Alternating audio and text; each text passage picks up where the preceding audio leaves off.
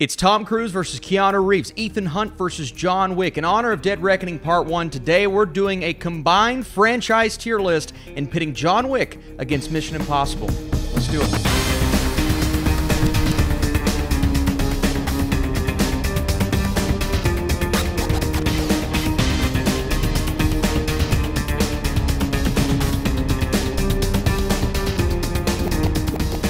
What's up, Flick fans? Welcome back to the channel. This is going to be a fun battle. We're putting two franchises that I absolutely love up against each other. We're going to put them on tiers and then rank them at the end of the video and try to decide which franchise is better. I have no clue, but I can't do this alone. I'm going to put the link in the description for this specific tier list, and I need you all to fill it out. Come back to me on my Twitter, my Instagram, and of course, this comment section down below. Let me know, how would you rank this franchise, and do you like this video idea? If so, we may do another one, I don't know, next week, which may give you more incentive to subscribe. It may also involve Christopher Nolan. Okay, I'm about to talk about the first movie in each franchise, but first, we have to talk today's sponsor, and that is FlexiSpot. And as you all know, I just moved back into my house. I'm in need of a brand new studio, and the first place I wanted to start was with a brand new desk, but I had to go to the best place possible, and that is FlexiSpot. And the desk I chose is a Pro Plus Standing Desk E7. I chose a white frame, a dark bamboo desktop that refuses to get scratched. And the main perk of this desk, at least for me, is the fact that this one moves up and down. It has a height adjustment, which makes life so much better because I don't have to edit sitting down. I can take a break, stand up, and the desk goes along with me. And obviously for me, this desk is going to help me make my videos, but it's having everything at arm's length. The desk is wide enough. It's the perfect size. Beyond that, here are 3 reasons why I love it. The accessories, from the drawer that is so convenient to the cable tray that makes life a lot easier. It's not as messy as it could be. Number 2, the desk is smooth. It doesn't wobble. Even if it goes all the way to the top, the only time it's going to wobble is if you put all of your force against it and you shake it. But why would you do that? There's an anti-collision feature, a child lock. It holds up to 355 pounds. That's impressive. FlexiSpot offers a 30-day risk-free return policy and a 15-year warranty. I would recommend that. If you all are interested in the E7 standing desk, be sure to follow my exclusive link down below to take you to one of the most reasonably priced desks on the market. Don't forget about this part. You can also use my code YTB50 to get $50 off orders over $500. That is absolutely worth it. That's YTB50 for $50 off, only if you follow the links below. And thanks again to FlexiSpot for sponsoring today's video. Now let's get back to the good stuff. Let's start with the first movie in each franchise, and I'll be honest off the bat, I believe the first John Wick is better, maybe way better than the first Mission Impossible, and way better than the first 2, especially. The note that this film started off on was a tragic one. It's one that had a lot of people saying, I don't know if I can keep watching the movie because when you do that to the dog... Yeah, I have a lot of questions. Number 1, how dare you? You're going to do nothing but piss me off. But the good thing is, it not only pissed us off, it pissed off the boogeyman. They called him Baba Yaga. Baba Yaga. And so the first time we see John Wick doing what he's doing in that first movie, and the gun fu, which is what they started calling it, I think, after the film, it was revolutionary for the movie industry, for the action industry, and the fact that this first film had such a small budget, and it did what it did, not only, giving us some amazing action scenes, but also bringing in huge stars like a Willem Dafoe to star alongside a Keanu Reeves, and these lower budget type of action films, action flicks, we don't get those as much anymore. And since then, John Wick, obviously, it's turned into a huge franchise. Mission Impossible is a franchise. But the magic of that first John Wick movie was so small in scale, but it was so epic because every fight sequence was captivating. Every emotional beat, while familiar and somewhat cliche, it's not like we haven't seen all this before in an action film. And Keanu Reeves, he doesn't have a lot to say in this movie, but because he's playing the character that he is, I don't think he needed any more to say. And when he does deliver a line, it has that 90s one-liner vibe to it, that feel to it, but it suits his character. Yeah, some people are going to watch this and say, well, Keanu Reeves, it's not the best line delivery. It didn't need to be. He is who the writing tells us he is, and the commitment to the physical side of things, in my opinion, is just as impressive, if not more so, than anything that had to do with line delivery and the world that they're starting to build up. And I don't know if they knew what this was going to turn into after this first movie, but they are slowly building that world, and it's not as outlandish as it becomes, but they say it in this movie, He is the boogeyman. Baba Yaga. He survives. That's what he does. And he also kills a lot of people. And then we move into the first Mission Impossible movie, which came out in the late 90s. This film obviously came about based on the television show, which I still haven't watched, but a lot of people were excited to bring this to life. Brian De Palma is our director here, and he has such a distinct style, maybe too distinct for its own good, especially in this movie.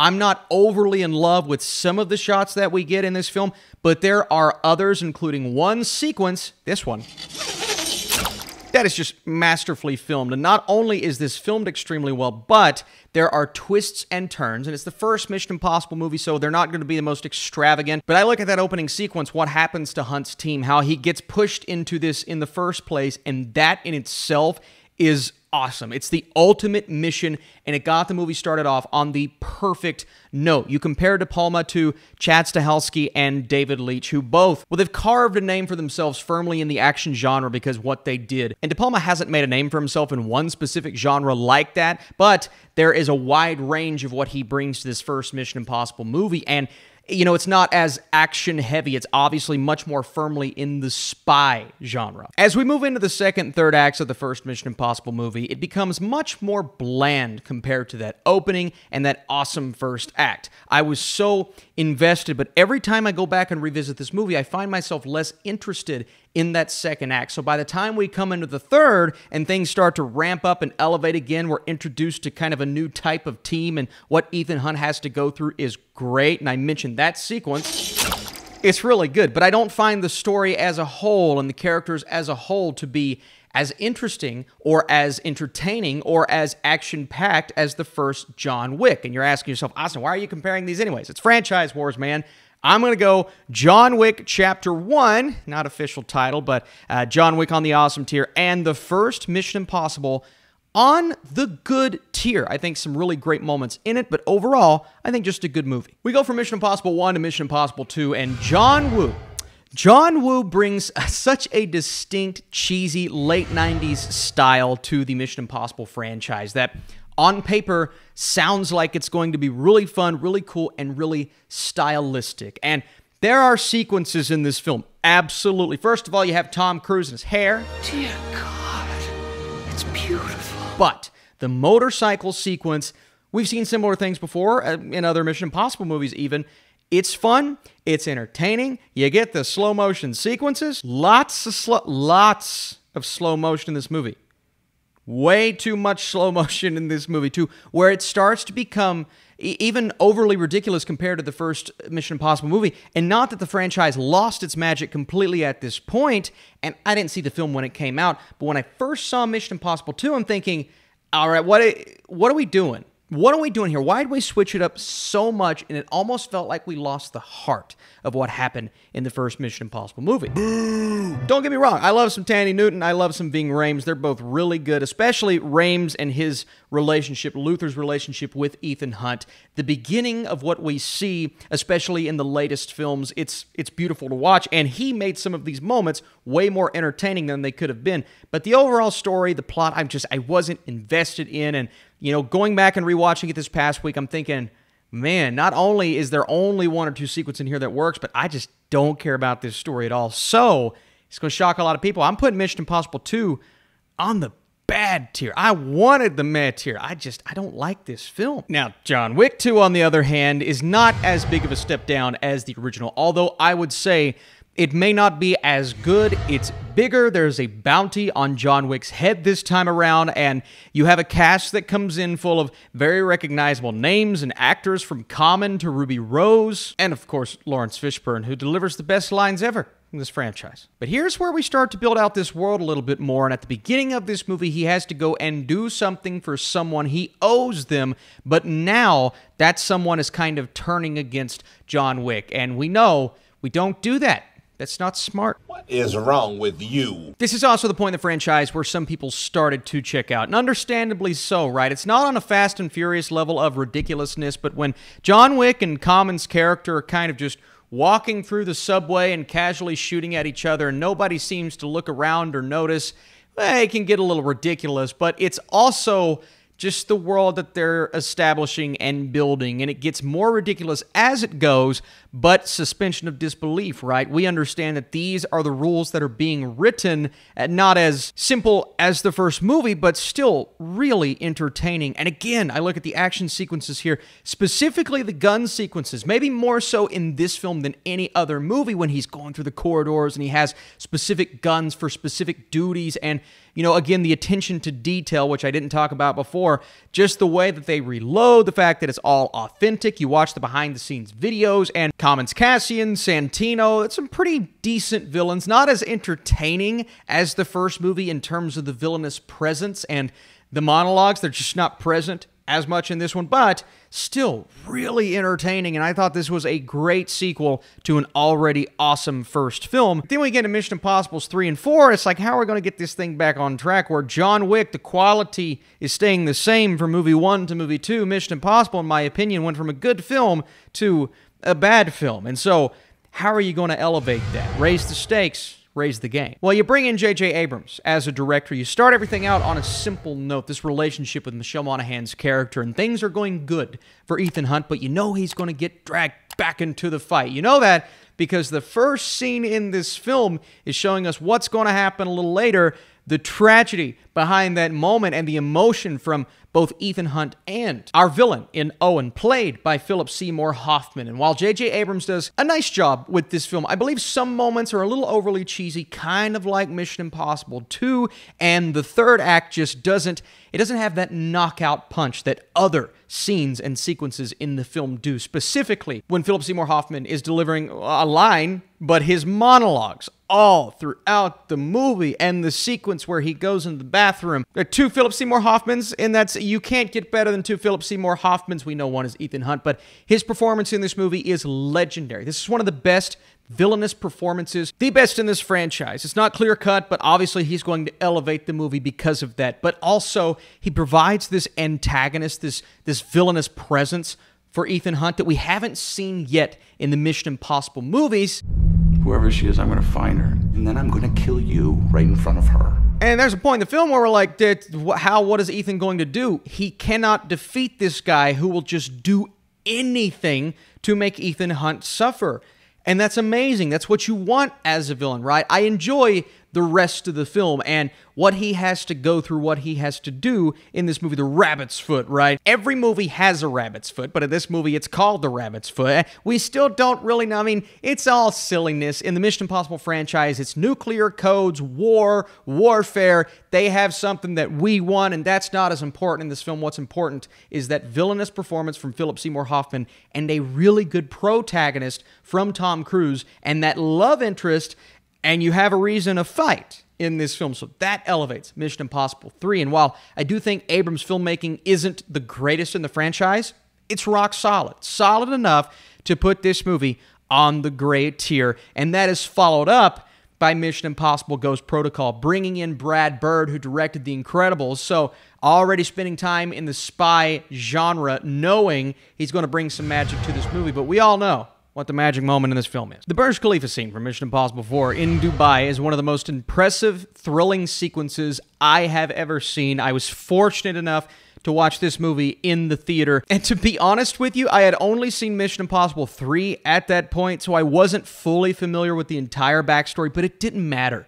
You watch this sequence on the big screen, it made for an all-time theater experience for me. It was a legendary moment in action movie history. And while this is firmly a franchise that lives and thrives off of being in the espionage, spy, heist genre, the Burj Khalifa sequence took that to another level. And just the look and feel of Dubai, the way that Brad Bird was able to capture that, the additions to the team in this movie, Simon Pegg becoming that full-time member of the team, the addition of Jeremy Renner, who I thought brought a nice dynamic with Tom Cruise, the fact that they don't really know all that much about each other. Well, they think they do, but they don't, right? The overall villainous entity in this movie, well, obviously it's not the focus, but it's not handled as well, and not nearly as well, as Philip Seymour Hoffman. So the villain, it's not the focus of this film. It's the set pieces, the action sequences, 2 or 3 beyond what happens in Dubai. But it really is what happens in Dubai is the best. And the way that the team works in this movie, I think, is the best of the four so far. So a really entertaining, fun Mission Impossible film. Not the most complex story, not the best villains in the world, but I think this is a great movie, a great experience. I'm going to put it on the great tier. Let's go back to the John Wick franchise and talk about John Wick Chapter 3, Parabellum. I still don't know why they gave it the Parabellum. Just stick with Chapter 3. I think that'd be better. Stahelski has fully taken the reins at this point, and John Wick is on the run, and there is a bounty on his head. And everybody's after John Wick.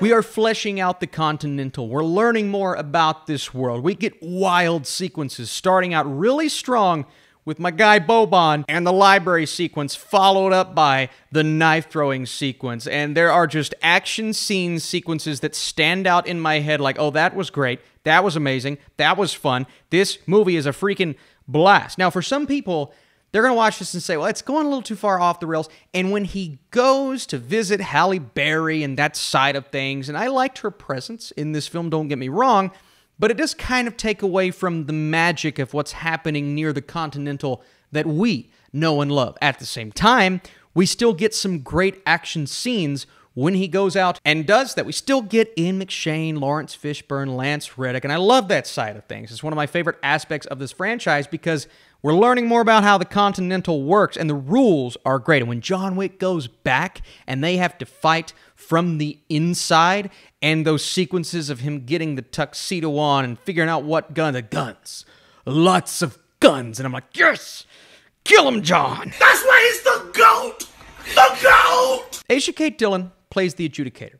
And there are a lot of outlandish things, in this world that have been presented to us and characters that are so silly, but they're so much fun to watch. And for some reason, this is the only character thus far in the franchise that I just haven't liked. I didn't think the performance was good. I didn't think the writing was good. And it does take away from this film. But you know who is good? Freaking Mark Dacascos. He was obsessed with John Wick in this movie in the funniest way. He added a lot of humor and levity to his moments. And that scene at the end where they're fighting and, John lets those people go. I mean, that's just a great scene. It shows who John Wick really is. And Keanu Reeves is also, he's coming more into his role in this world. And his performance is continuing to elevate to where I thought he gave a great performance in this movie, both dialogue and action. Chapter 3 has its issues for sure, but it's still just such an entertaining ride. I mean, how do I not put it on the great tier? Well, I am. Then we come into the Christopher McQuarrie era of Mission Impossible, what I like to call the best era. They have been getting better since number 2, but they haven't truly hit what I believe to be their ceiling yet, but that's going into Rogue Nation. In Rogue Nation, we get more twists, more turns, more moments, the building of these characters. The idea of family starts to slowly morph and come together in this film to where this team goes from a team to a full-on family, Vin Diesel style. I don't have friends. And they have to eradicate this rogue organization called the Syndicate. And our villain in this movie is played by Sean Harris, who is by far the second, not Philip Seymour Hoffman level, but the second best villain in this franchise. An amazing presence in this first film of what is this new era of Mission Impossible. Your mission. Amazing. Just amazing. I love the look of Rogue Nation so much. It's visually stunning. The cinematography is immaculate. It's the first movie in the franchise where I'm watching it going, this is a cinematic event unlike the other films, barring one sequence. All right, that sequence is still the best. But other than that, this film looks like a big, grand blockbuster, but in the most beautiful way. And the story is complex, yet it makes sense. Jeremy Renner is great. I'm sad this was the last time he was in this franchise. Obviously, Ving Rhames, Simon Pegg are great in this film, but the big name, you have the addition of Rebecca Ferguson, Ilsa Faust, and what she brought to this franchise, so good. I love the back and forth between she and Hunt. Reminds me of that line by Alec Baldwin. And rewatching this last week, starting out with Tom Cruise hanging from that plane, I'm like, how do you get better from this? But the story was so interesting. Maybe the simplest story of the new 3 movies, but also, in a way, it's the most magical because they don't have to do too much, but there's still twists and turns galore, okay? If it isn't obvious, I think Rogue Nation is an awesome Mission Impossible film, but we go from awesome, and I'm going to get this out of the way, to awesomer. Is that a word? The Fallout. Not only is this one of the best action trailers I've ever seen, my God, my blood was pumping the first time seeing that, but we've seen before in Henry Cavill trailers, the trailer can sometimes be better than the movie. But when that man reloads his arms, I don't even want to try it. It's embarrassing. Also, that fight sequence is like the grittiest fight sequence we've ever gotten in a Mission Impossible movie, and we haven't got one since. So I want to see more like that, man, slamming through glass windows and mirrors. I mean, that was great. It was perfect. But I think Mission Impossible Fallout, and again, I go back to that theatrical experience, and there are so many moments in this movie. The jump sequence, when they're jumping out and they're skydiving and in between the storms, and I don't even know if all of that was necessary, the CGI and whatnot, but it didn't matter because it added to the stakes, and Tom Cruise actually performing these stunts. How have we not talked about, I mean, we talked about Dubai, but Tom Cruise putting his body at risk once again in this film 2 or 3 times. I mean, he's hanging out of a helicopter at one point. The numerous heist sequences were great. Trying to figure out who's on what side. Angela Bassett's in this. Angela Bassett did the thing. And again, Sean Harris as Solomon Lane. So you have that amazing villainous presence, but again, it could be more than one. Rebecca Ferguson's great. Simon Pegg. I could keep saying they're all great in these movies because they are always great. But Fallout is the most consistently entertaining, combining a great story with an amazing twist, i.e. the hospital bed scene. I mean, that's one of the best twists, maybe the best twist in any Mission Impossible movie, to where they are taking advantage of wearing the masks. I mean, just perfection, but it never loses steam.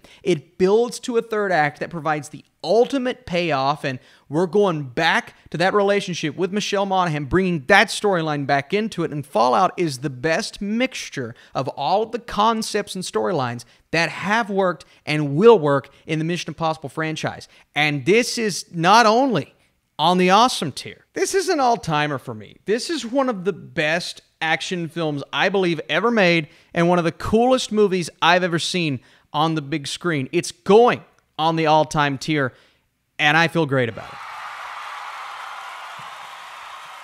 And then we have the 2 entries that came out this year, the latest 2 entries in both franchises, that is John Wick Chapter 4 and Mission Impossible Dead Reckoning, 2 movies that share some similarities in terms of action scenes and sequences, but they couldn't be more different in terms of narrative and, in a way, genre, right? Amazing action in both, but they're very different stories. And I look at John Wick Chapter 4 and the physicality of what Keanu Reeves had to go through in this movie, taking a bigger beating than any other film, but also dishing it out more than he has in any other John Wick movie. I remember the last time I said they were all after John Wick. No, really, this time, I promise. I'm not making it up. I swear! He figures out how to defeat the High Table, but he has to go face-to-face with a brand new entity, and Bill Skarsgård is great as this film. The rumor of him playing Lex Luthor, I was not on board with that before this movie, but now, I'm like, yeah, I think he could do it, because he's a great... He's a bit more of a wimp when you start looking at his character, but what he does in this film is threatening and awesome. You have other additions, like a freaking Clancy Brown, Mr. Krabs. Shamir Anderson, I didn't know where his character was going at first. I'm like, he's kind of useless, but as it went on, I'm like, no, I love him. I want to see more of him, and I loved his role in the third act of this film. Amy Kwan is great. Donnie Yen, maybe my favorite character in this franchise other than John Wick himself. His dialogue, his humor, and obviously what his character is in this movie, not being able to see, but working around that. And it's not only guns, it's chase sequences. John Wick on a horse, John Wick on a motorcycle, John Wick in a car, John Wick rolling down some stairs, John Wick with a gun, John Wick with a sword. It's every type of fight sequence you can imagine. The one, if you had to pick one, the Dragon's Breath sequence, where he's shooting the fire and the camera's panning above, and I look at the filmmaking of this film, it's the strongest of any of the John Wick movies. They're taking advantage of amazing, incomprehensive cinematography. How did they come up with half this stuff? I have no clue. And when I say this is 3 hours of nonstop violence or action, if you don't want that in a movie, you're going to hate this. You're going to hate this film. But if you do want that, 3 hours of nonstop action, but then you're going to love it. I was in a theater where one person came out and said, it's ridiculous, it's over the top, and being a fan of the Fast and Furious franchise, I'm sent back going, well, shouldn't you love it then, if it's ridiculous and over the top? That being said, yes, there are some moments and instances in these, both 3 and 4, where things may not make sense in their entirety, but you look at it at this point and they have built you up to this, to where he is the boogeyman, he can survive, and he can kick some ass. Chapter 4 is an awesome experience. I can't wait to watch it again, even if it is 3 hours, and I'm going to put it, because of that, on the awesome tier. And finally, and I just talked about it, so I won't spend too much time on it, Mission Impossible Dead Reckoning. Yes, there's 3 more movies in the Mission Impossible franchise, but the latest of each came out this year, Dead Reckoning, also almost 3 hours, and it may not be 3 hours of nonstop violence and hand-to-hand combat and shooting, but it's 3 hours of fascinating action, entertainment, and a non-stop thrill ride from start to finish. That's what Dead Reckoning is. A very different story because you're dealing with artificial intelligence in this film, as well as the ghosts of Ethan's past. And I'm not going to say much more because the film just came out. I'm not going to spoil this movie. But there is a complexity to this plot to where it starts to become a little overly complex, maybe hitting that convoluted territory, and that's not good with a movie like this. That's not good with the part 1.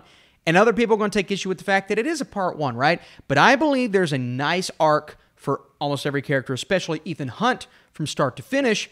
And the additions in this film, Haley Atwell specifically, who I thought brought a lot to this.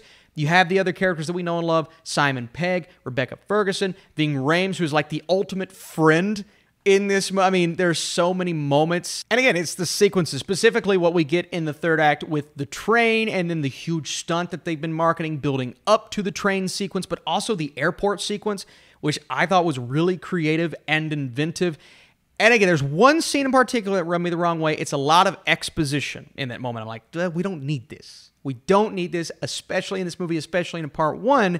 But once we get past that, it is entertaining from start to finish. So I am going to put Dead Reckoning Part 1 on the awesome tier, and now it's time to rank these and then make our decision. At the bottom is Mission Impossible 2. Sorry, I don't know what happened here, but just the odd man out. Then we have the first Mission Impossible, but after that, it's all great from here. At the bottom of the great tier, because there are those inconsistencies, I'm going to go John Wick 2, followed by Mission Impossible 3, which is elevated by Philip Seymour Hoffman. I know people want to give John Wick 3 a hard time, but I'm actually going to put it ahead of Ghost Protocol. An amazing sequence in Ghost Protocol, but I have a bit better of a time watching John Wick 3 as a movie because it's so consistent. On the awesome tier, and we're picking between amazing movies here. At the bottom, I'm going to go Rogue Nation. I can name moments that I love a bit more in these other movies, followed by the OG, the very first John Wick film.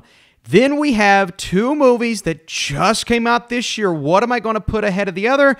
I think I'm going to keep it like that. I think I'm going to keep John Wick Chapter 4 just slightly ahead of Dead Reckoning, but at the top, as you can see, Mission Impossible Fallout stands alone ahead of the pack as the best of the bunch, but it's a very lopsided tier list. A lot more good than bad, obviously, but the issue we're encountering here is Mission Impossible's at the top, but Mission Impossible's also at the bottom. So if we are judging this by consistency, I have to go John Wick. But even with that 1 weak link that Mission Impossible has, it still has Fallout, which in my opinion, I don't even think about Mission Impossible 2 because I'm always thinking about how freaking good Mission Impossible Fallout is.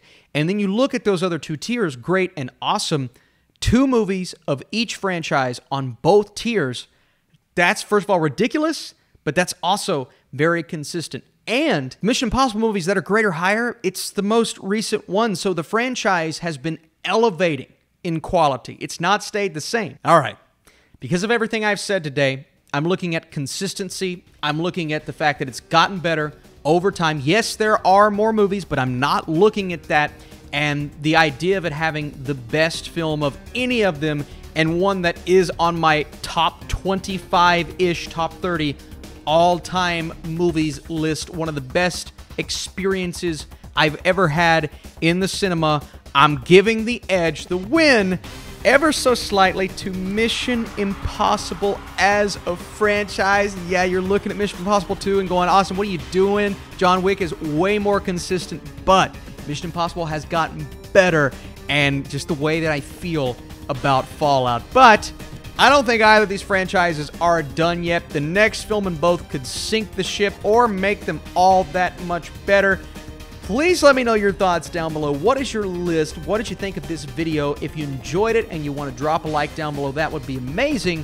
And be sure to go check out FlexiSpot, today's sponsor. Absolutely worth it. Don't forget to use that code and come back. Plenty more videos on this channel. Thanks for watching. I'll see you soon.